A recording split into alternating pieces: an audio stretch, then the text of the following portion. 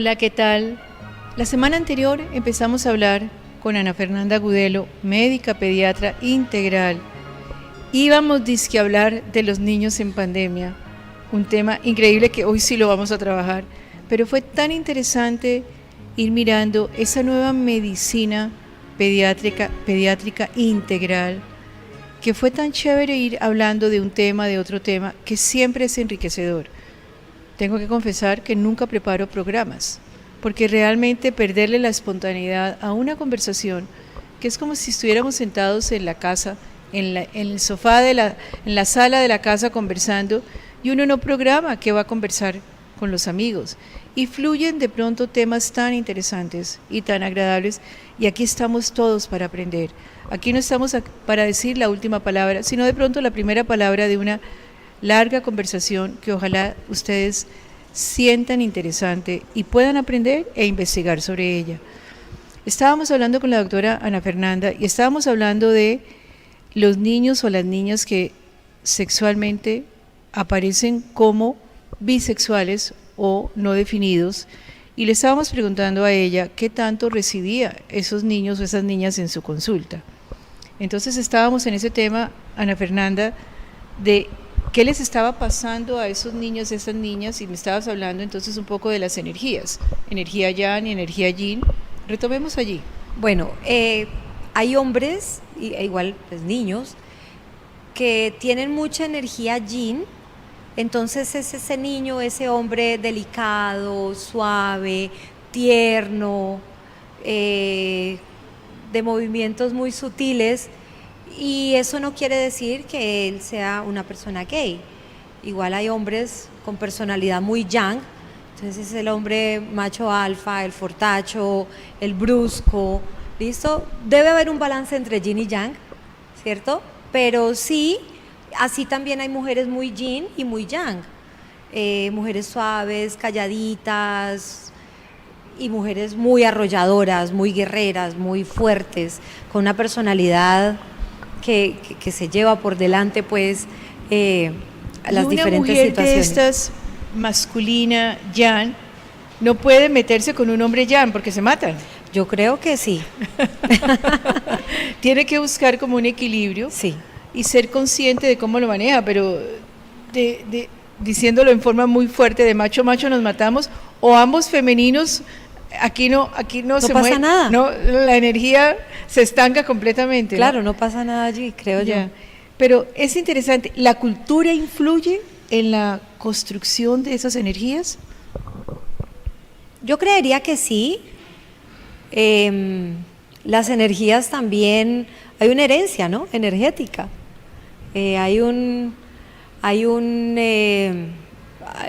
Se siguen modelos, sí, pero también energéticamente hay una herencia, lo que son los registros akáshicos, la morfogenética, se hereda, eso sí definitivamente se hereda, y es uno de los trabajos, por ejemplo, que hace bonitos las constelaciones familiares. Pero, por ejemplo, ¿qué sucede con, por lo general, papá y mamá tienen 2 hijos? Papá y mamá se separan, papá se va y los niños, niño y niña, se quedan con la madre. Una madre fuerte, agresiva, luchadora. ¿Cuánta gente te dice, quien me sacó adelante fue mi madre? Sí. Y este niño hombre se educa con su hermanita, que tiene el modelo referente, y el niño se queda entre 2 mujeres. Y su figura de padre, el que se va, el que abandona, el que dejó, el que se fue con otra, ¿qué le pasa a la masculinidad construida desde la pérdida? Más que contestarte esa pregunta, porque creo que es una pregunta ya demasiado psicológica para mi conocimiento, lo que yo observo es que la figura de autoridad por excelencia, que es el padre, digamos, se pierde en esa ausencia de papá. Tú me corregirás, y la mamá empieza a adoptar esos 2 roles, es la que llamamos mamá-papá. Pero a veces esa mamá también está, digamos, embestida por por su trabajo, porque tiene que... Saturada con todo eso, saturada con el trabajo, porque tiene que llevar el sustento a la casa, porque es una mamá, no siempre, pero sí muchas veces sola, y es la que tiene que solventar todos los gastos. Esa mamá se ausenta mucho y eso ya empieza a tener otras implicaciones, niños a cargo de una nana, niños a cargo de una abuela. ¿Eso enferma físicamente a un niño? Claro, la parte emocional, claro que sí. Y desde la medicina tradicional china, el sentimiento, por ejemplo, de pulmones es tristeza. Hay muchos niños que empiezan a sentir esa tristeza, se empiezan a enfermar de las vías respiratorias. Como por ejemplo cuando entran al jardín también, ¿no? O sea, no quiere decir que no se puede, pero hay que claro, preparar a esos niños e informarles también. O sea, no es consultarles, pero sí informarles. Yo les digo, cuando vayan a entrar al jardín, por ejemplo, avísale que lo vas a dejar aquí, que lo vas a recoger más tarde, que vas a estar pensándolo y muy pendiente por si llega a necesitar algo y que vuelves por él después. ¿Por qué no hay la suficiente información sobre, por ejemplo, en estos días leía en algún correo de Wikimujeres o algo, es que mi niñito no hace en la vacinilla, no sé qué, y la gente tiene una mirada absolutamente física, hizo popó, no hizo popó, materia fecal, y no las implicaciones que podría tener el significado de la materia fecal. Esa información, ¿por qué no se da? Yo creo que es en parte desconocimiento en las escuelas de medicina por impartir esa... falta informar, falta como ver las implicaciones emocionales y realmente recalcarlas, porque sí, ese niño estreñido puede estar guardando algo y ese niño que está orinándose nuevamente después de no hacerlo, está viviendo una situación probablemente de miedo, que miedo es la energía según medicina tradicional china, de riñón. Entonces, claro que hay implicaciones físicas de sentimientos de los niños y de sus emociones. Nosotros no conectamos mucho todavía el cuerpo con las emociones, ¿no? El cuerpo va por un lado y las emociones van por otro lado. No, van por el mismo lado, por supuesto. Y esa es parte como del aprendizaje de todas estas medicinas integrativas. La medicina funcional integra perfectamente el tema emocional con el cuerpo físico, es parte de esos hábitos, la homeopatía, la medicina tradicional china. Bueno, ¿qué les pasó a los niños con la pandemia? Ana, ¿qué les pasó a los niños con la pandemia? ¿Vale la pena que los colegios y los jardines sigan cerrados? ¿Cuál es tu opinión como médica pediatra? A los niños, al igual que a los adultos, la pandemia nos cogió por sorpresa, con la diferencia de que nosotros entendimos por qué y para qué. A los niños simplemente un día no los dejaron volver a salir ni volver al colegio. Eso es lo que esos niños percibieron. Y esos niños, a lo largo de todo este tiempo, han escuchado muchas cosas negativas. El virus, la pandemia, los muertos, los enfermos, que se murieron, que se agravaron, que se infectaron. Entonces, sin querer los niños están absorbiendo, porque ellos son esponjitas de información, están absorbiendo mucha información que sin que se las estén dando a ellos directamente, están escuchando a sus padres hablar entre ellos, hablar por teléfono, están escuchando el noticiero que sus padres ponen con puras noticias negativas acerca de la pandemia, que el COVID, que el tratamiento, que no hay cura, que no hay vacuna, que ya están haciendo la vacuna. Entonces, son niños que han sido muy vulnerados desde el punto de vista emocional. El encierro, el aislamiento, el no estar con sus amiguitos, con sus compañeritos, yendo al colegio, el no estar con sus primitos, no ver a sus abuelos. ¿Qué le genera al niño en su parte física y emocional? En su parte física y emocional, ¿qué le genera esto al niño? Esto les ha generado mucho miedo. Hay niños que no quieren salir de la casa, a pesar de, les da miedo salir porque han escuchado a sus papás. Entonces les genera miedo y les ha generado mucha ansiedad. Este miedo y esta ansiedad ha hecho que los niños empiecen a querer comer de más, que esto no, pues no es muy diferente en el adulto. Han ganado peso, han dejado de hacer ejercicio, han dejado también de hidratarse, y todo eso empieza a tener implicaciones de salud porque empiezan a inflamarse. Estoy hablando ya de algo médico, lo que es la inflamación sistémica persistente. El cerebro, al no tener el estímulo del estudio, ¿qué le pasa al cerebro del niño? Un cerebro de un niño congelado en su casa, encerrado, no tengo internet, no tengo nada, no volví al colegio, ¿ese niño ya tiene una deprivación que se marca en su comportamiento? Claro que sí, o sea, el cerebro del niño está ávido de información, y esa información de repente en diferentes niveles, esa información pasa. Y otra cosa que ha afectado muchísimo a los niños es el uso de dispositivos celulares y computadores. Esos niños también, en ese sentido, ese cerebro está también sobreestimulado, pero por luz. A veces en esos momentos de ocio, porque no hay nada más que hacer, no hay a dónde ir, empiezan con videojuegos, y eso es una sumatoria de factores, menos información para brindarles conocimiento, aislamiento, videojuegos, sedentarismo, contaminación electromagnética. O sea, esto tiene unas implicaciones en la salud demasiado fuertes. Yo pienso que la vida debe seguir, que si bien hubo que hacer una cuarentena estricta, luego una cuarentena inteligente, los niños necesitan volver al colegio. Necesitan volver al colegio. ¿Qué hacer con el miedo del papá y la mamá frente? ¿Qué pasa allí? Allí ese miedo, ¿qué les produce más daño a estos niños y a estas niñas? ¿El miedo del papá que lo paraliza o correr el riesgo de que vuelva al colegio? Yo creo que ese miedo es principalmente de los padres. Adultos. Sí, es de los adultos que se lo transmiten al niño, y el niño también termina invadido por ese miedo. Pero el niño, en medio de su espontaneidad infantil, a pesar del miedo, algo por dentro le dice: quiero ir a ver a mis amiguitos, quiero ir a mi colegio. ¿Tú sientes que no es política, pero al gobierno le faltó una mano más enérgica en el manejo de la pandemia frente a los niños y a las niñas?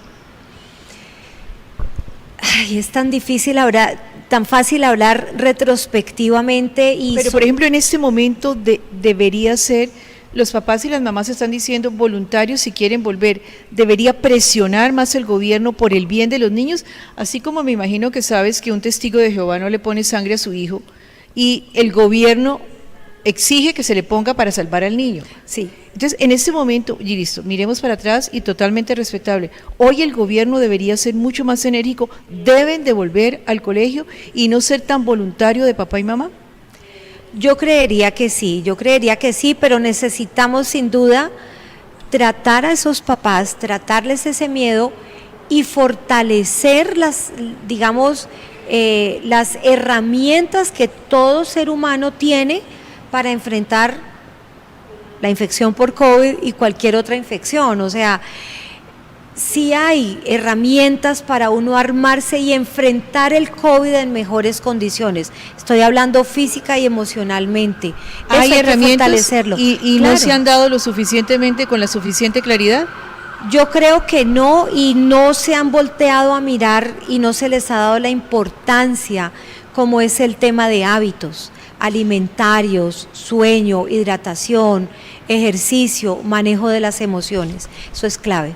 Vamos a continuar ahora después de comerciales. Ana Fernanda, ¿cómo se le explica a un niño la muerte?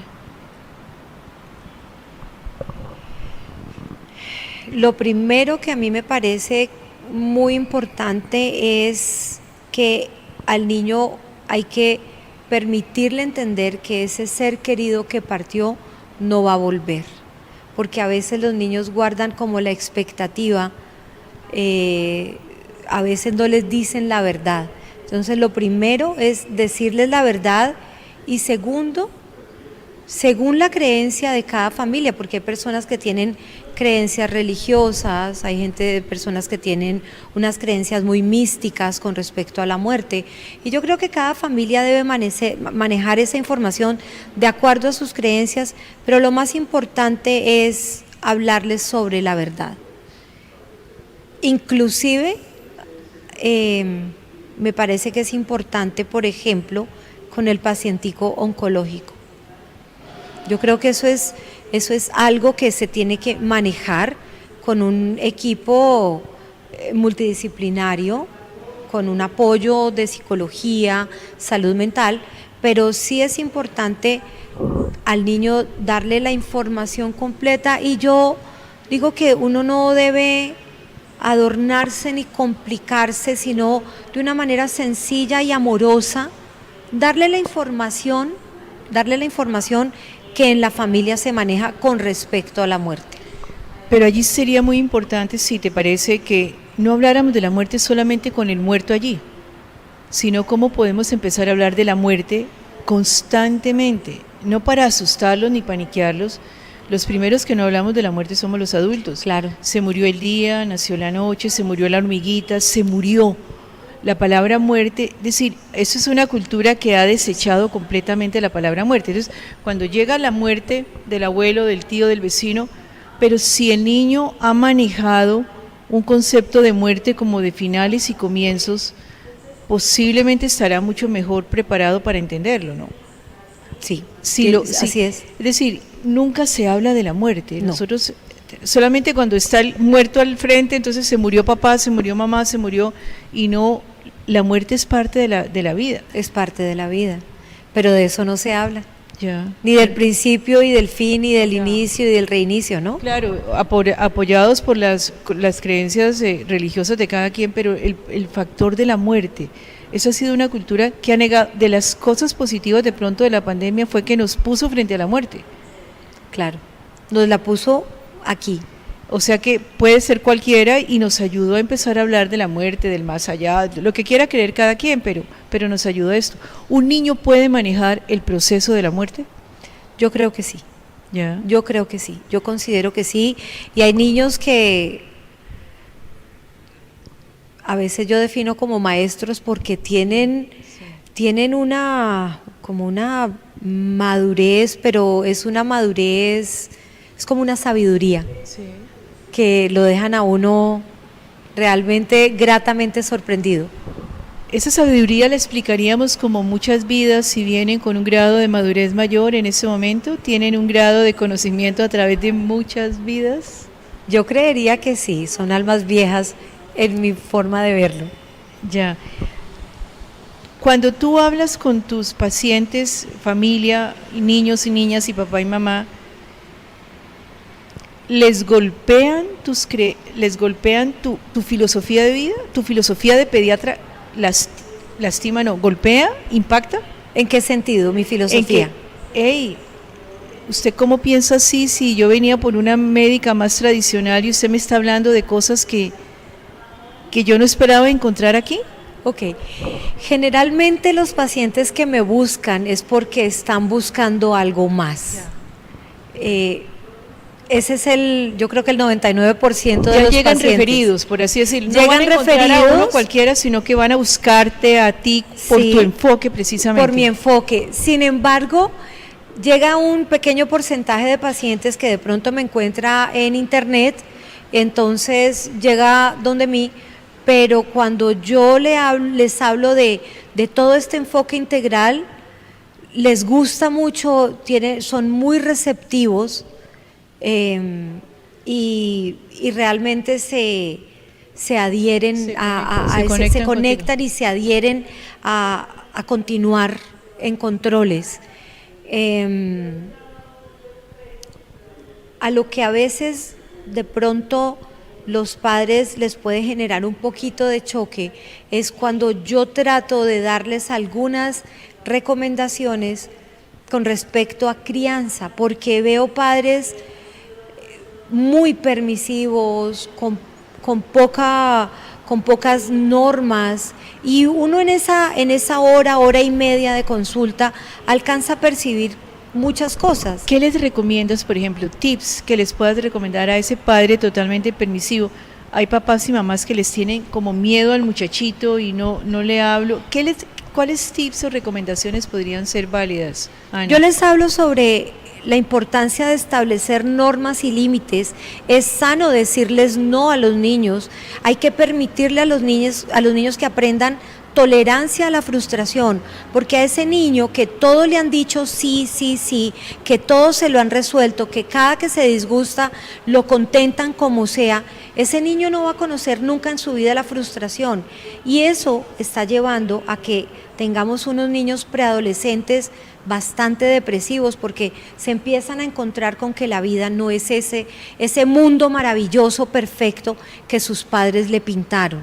Entonces, si bien los padres quieren lo mejor para sus hijos, parte de lo mejor para sus hijos es que ellos aprendan tolerancia a la frustración. Es importante manejar normas y límites, y yo sé que ahorita hay muchos padres con ese concepto de la crianza respetuosa, y respeto esa filosofía de crianza, pero yo lo que le digo a los papás es que ese manejo que ellos le dan a los niños con crianza respetuosa debe tener una reciprocidad, eso debe ser bilateral, porque si el padre respeta al niño, el niño debe respetar al padre.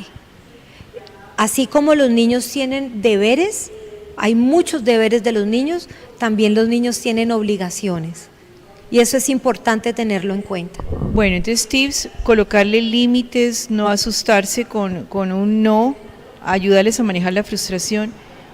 ¿Qué otra cosa hay con toda la avalancha de consumismo y esta parte, Ana Fernanda? Bueno, eso es un tema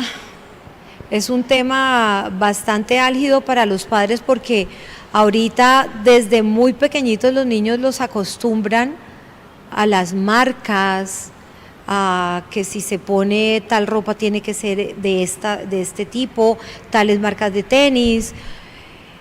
Los llenan y los saturan de excesos de regalos, y yo no sé, ¿tú qué piensas, Gloria? Saturar y saturar y saturar a los niños de la marca, de lo que sale en televisión, de la blusa que está de moda, no sé, o sea, a mí me parece que el amor se puede demostrar de muchas más formas diferentes a dar cosas materiales y cosas costosas. Claro, sobre todo que si ellos creen que están haciendo bien, cuando uno les habla y les dice estás dañando a tus hijos, entiende que los estás dañando, de pronto ellos consideran que eso es amor, ¿no? Pero claro, cuando ya dañas a tus hijos, si no hay límites, les estás haciendo un daño, pues realmente ya es como un impacto. Esto es dañino, esto no es sanador, ¿no? Esto es dañino, ¿no? Correcto. ¿Qué es una madre narcisista? Yo creería que una madre narcisista es una madre, es que el término narcisismo como tal, si lo aislamos, pues es una persona que piensa mucho en sí misma, pero eso no está mal en una madre. Yo creo que a las madres les falta un poquito de pensar en ellas, y a muchas mamás, por ejemplo, yo les digo, primero tú. No, es que yo quiero lo mejor para mis hijos. Busca lo mejor para ti, y en la medida en que tú estés bien, vas a poder proporcionar bienestar a tu hijo, porque la mamá sí está bien que quiera hacer muchas cosas por el hijo, pero se olvidan de sí mismas. Mamá tiene que pensar en ella. Yo no sé hasta qué punto se vuelve eso narcisismo, no sé cuál es esa delgada línea, pero mamá sí debe pensar en mamá, y debe pensar en su pareja si la tiene, porque esa es la prioridad. Y si esa pareja está fortalecida, van a poder proporcionarle muchas cosas positivas a ese niño. Tantas cosas interesantes sobre niños, niñas y crianza, y se nos acabaron los programas. Con seguridad que la vamos a volver a invitar. Creo que es muy interesante poder conversar de temas tan valiosos que tienen que ver tanto con la vida cotidiana. Ana Fernanda, muchísimas gracias, y a ustedes que la pasen bien.